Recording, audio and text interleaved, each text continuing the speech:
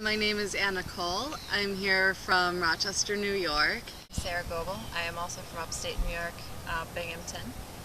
And I am here, for one thing, for my 5-year-old daughter, because I think this directly impacts her future and our future.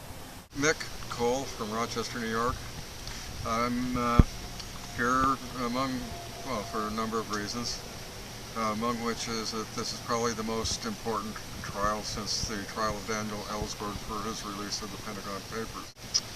Also here because as a veteran, I took an oath of office in June of 1963 to support the Constitution against all enemies, including domestic enemies, and I think the main enemies of the Constitution right now are in the White House and the federal government generally, and everybody in the state governments who are just functionaries for the corporate takeover of America. My name is Chandler Weiland, and I like primary source information. My name is Kwasi Nkrumah. I'm from Los Angeles. I'm here really basically representing myself, but I feel perhaps also representing activists for human rights and social justice and peace in my area. I'm very active with the Occupy movement, Martin Luther King Coalition, and many other groups I'm active with in the LA area. He's so composed, and you can't tell that he's been through any of the things that he's been through. You know, you wouldn't be able to tell that he's been in jail for 3 years already. You wouldn't be able to tell that he was tortured. He was in solitary for a good deal of that time that he's been detained. Just this like peaceful look that he has on his face, where like it's like no matter what happens to him, he knows that what he did is right. Exactly. And reading his statement, he described that he did his job as an intelligence analyst so well that's why he uncovered all of this information just doing his job, and in his words, it burdened me emotionally.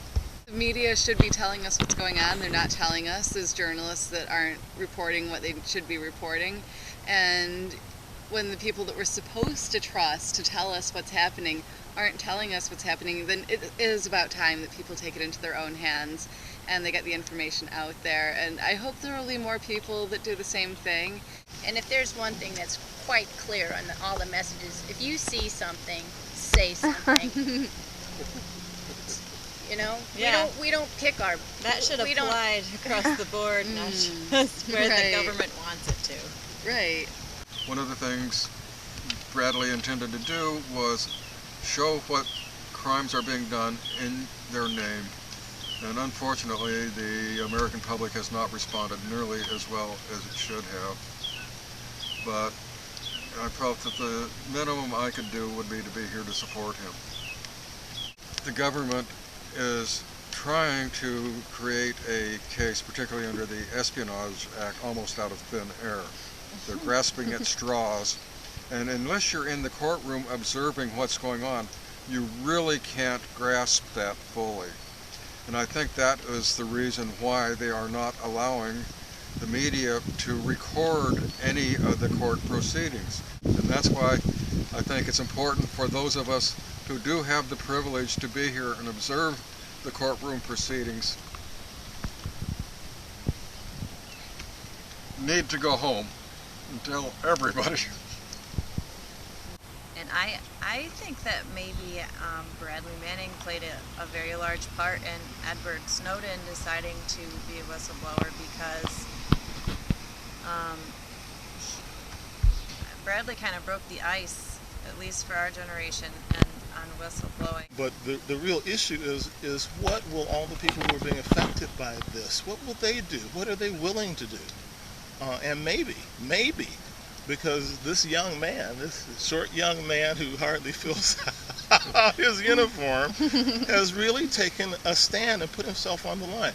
Maybe at some point people will begin to look at this and look at what Snowden has done, the sacrifices that these young men have made on these issues, and really begin to say, hey, wait a minute, maybe we better start paying attention. Maybe we better start doing something.